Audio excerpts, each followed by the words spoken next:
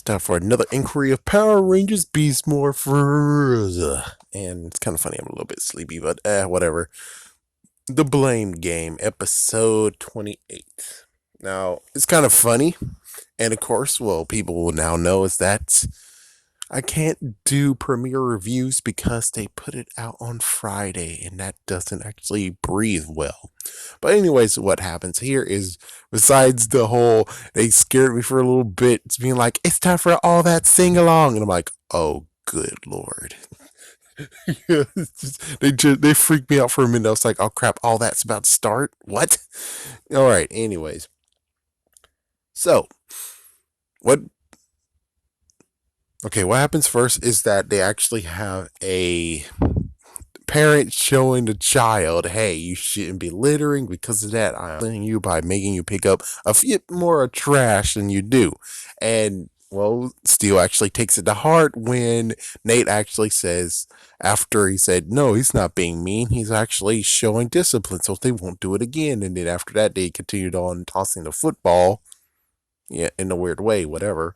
So then we get to Climate Clue, we get to Betty and also Benny, and she shows intelligence, but it shows how reckless they are. And of course, I know this definitely has to be the Climate Clue, considering they supercharged the freaking leaf sucker, I guess. And it sucked up all of the freaking leaves, and then it sucked up a tree and everything in it. It's like, well, where's the freaking branches to the tree? Yeah, that technically has to be the Climate Clue who wrote this crap.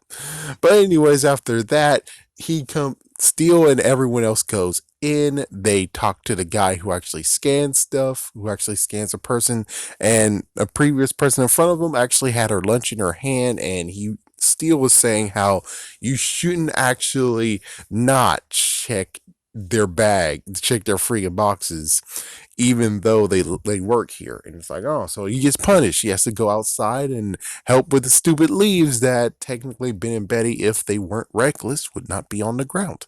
So it's kind of funny and unbelievable that I actually did put on Twitter, because you can't comment on YouTube anymore. And I'm like, what is with their freaking damn security? What the frick? How exactly people are getting in? It's like, remember the gamer girl? She got in very, very easily, I bet. So it's like, jeez, well, not that much.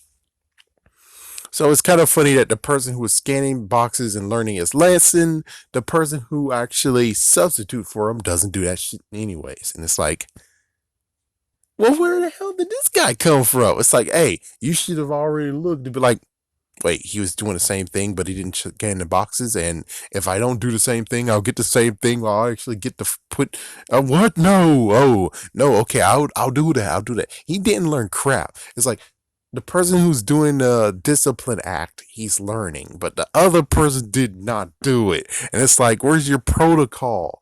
It's like he's walking, and yeah, he didn't know, he didn't even scan him anyway. So it's like,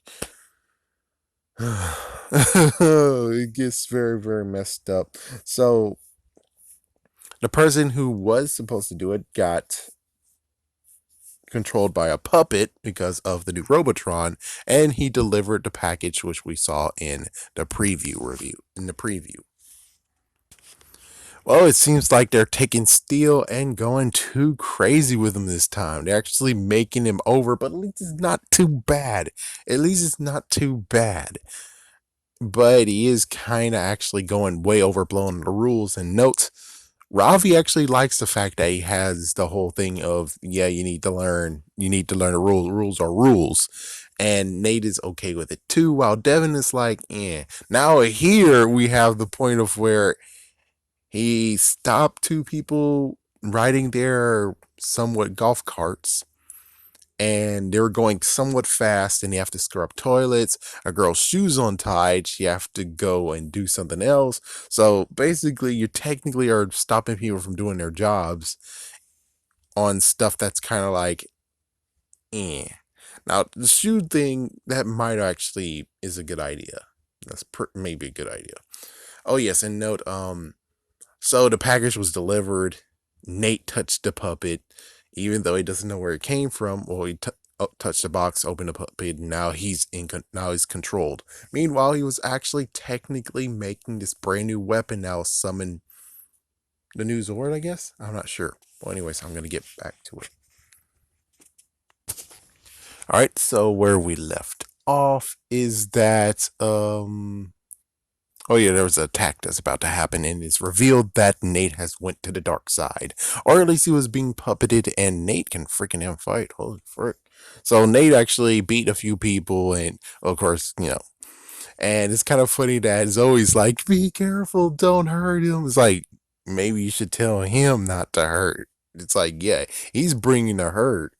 And he's, for the first time ever, bringing Tronics. And oh my gosh, that freaking thing he said too, because he was forced by a puppet. So basically, they fought and they lost somewhat, and they were able to stop him. He took Nate to the other place, the Oh yes, he went to the cyber world and he actually helped fix a secret project he wanted to do. And then he insulted Blaze and Roxy. And then after that, now they're sending two Gigadrones for them to deal with. Meanwhile, poor Cole. Cole's the person who actually did inspection in the first place, which is like, then why the person that took his position wasn't scolded too? Cole got fired from this, and it's like this was his dream job. He told us it was his dream job. Yes, we shouldn't care about this one character that they don't actually show beforehand. I think he might have been in a few other episodes beforehand, but I'm gonna have to relook. Anyways, yeah, he got fired because of surveillance and stuff, and no one actually put it together of where it's like his memories of fog, and he delivered a puppet, but he wouldn't do it by his own actual reason, which basically you can now actually figure out for you guys selves is that, oh, he was controlled by a puppet, but they didn't do it. So Ben and Betty said, oh, Nate is outside, and he's like, he spot him outside, so Devin goes outside and is about to get freaking struck in the back. Meanwhile, we have Ravi, Zoe, and Steel going to deal with the Gigadrones until, you know, Devin can deal with them. Okay, let's finish this up and talk about how they ruined it out of nowhere. So, anyways, let's see. Cole was back there with him, and he got fired, so he was walking back, and he's like, "Oh my gosh, Devin, look out!" And he gave him a heads up, and thank goodness, phew, he almost got freaking slashed in the back, man. And that's what Goku usually says is a barbaric move. So they go against the Gigadrone, and well, there's only one that shows up, and apparently still is able to control the Megazord, even though, whatever. So yeah, Steel actually has the Gold Ranger Zord and the Silver Ranger Zord all combined, and now he's able to control it. We have the Blue Ranger, Ravi. He has his in Gorilla mode, and it got puppeted. Oh dang it! Meanwhile, Roxy did. Zoe did a little bit of pew pew pew pew, and then she disappeared, and then she returned after. It was like, wait, why did you? Where the frick did you go? Because the other Gigadrone came from the back and got control of the Blue Ranger Zord, and it's like, where was she at this point? Where the frick did you go? So that's a good question. I don't know. There's some inconsistencies there.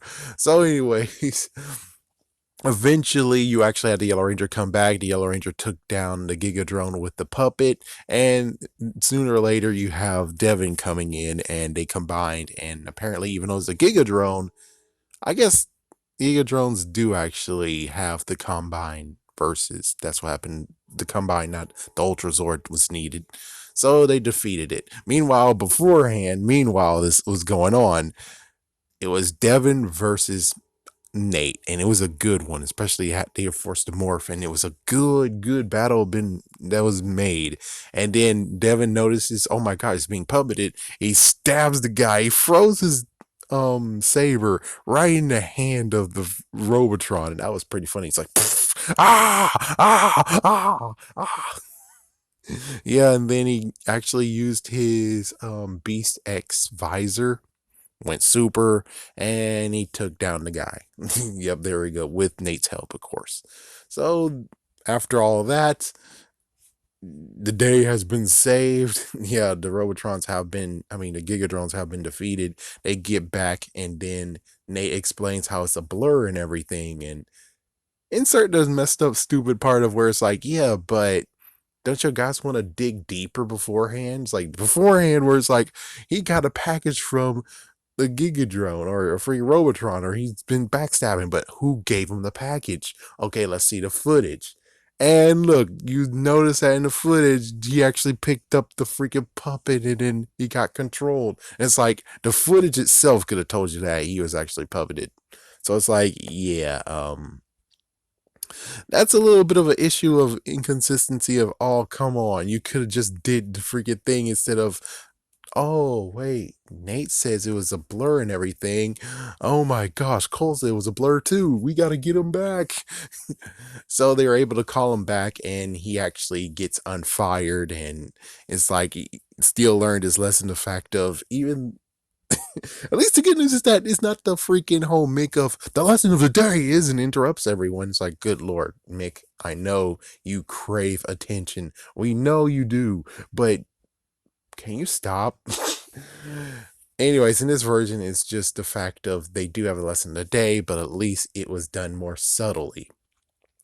So still actually learned a lesson of that. You can be too strict, and well, there's some things where you shouldn't actually, be, it's like it's too silly to actually do discipline on. So basically, Cole actually just said, "Oh, I promise I'm going to look through everyone's lunch boxes, including my own, and everyone's boxes." Yes. The messed up part about this had to be the fact of, but when he goes on lunch breaks, the other dude does not learn his lesson or anything at all. Which means as soon as he goes on lunch break, the person that we saw doing it and allowed Cole to pass, he doesn't learn his lesson, and I'm like, there's one more person who needs to learn this lesson, though. There's one more person who does need to learn this lesson, though, because the other person's like, you can go, Cole, you're cool. It's like, what the frick? It's like, what the frick? No, no, no, no. It's like, yeah, the other person does need to get punished, though. The other person does need to get disciplined, and well, he does. He's freaking able to get clear from that. Messed the freak up. Meanwhile, of course, Ben and Betty has to end it and ruin the whole entire good segment by actually beforehand. It's like, oh, we gotta replant this tree, and we have this liquid fertilizer. It's like one drop, remember, one drop. And it's like, oh, she did it. And then she left the freaking thing over, accidentally knocked it over like an idiot, like usual. And the big tree is created, and they're getting a major wedgie, and they're stuck on a tree. So someone get a ladder, they're stuck up there, and that's how the episode ends. Almost stuck the landing. Almost stuck the landing. Almost. You didn't have to make a funny joke at the end. You did a wholesome ending there. You stuck the landing and then you ruined it. Good Lord. What the hell, man? But anyways, yeah, that was pretty good. I'm still saying that there's like a little nitpicking wise, but still, it was okay. It was okay. Yeah, but again, they stuck the landing and then they ruined it. Man, come on. Oh, man. Oh, excuse me. I'm going to go to sleep because I actually did something stupid. All right. Till next time.